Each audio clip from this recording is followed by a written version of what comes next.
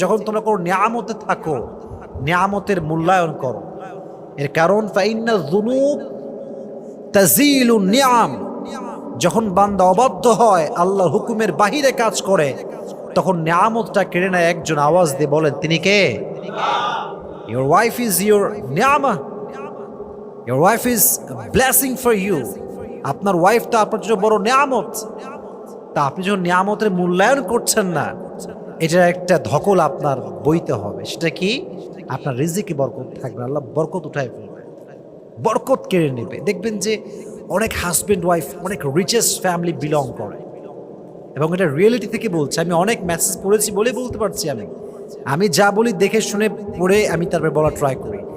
অনেক পরিবার আছে এরকম যে জাস্ট এসি রুমে থাকে, বাট বিশ্বাস করেন ভেতরে কোনো সুখ নাই। ঠিক কিনা বলেন? হয়তো স্বামী বেতন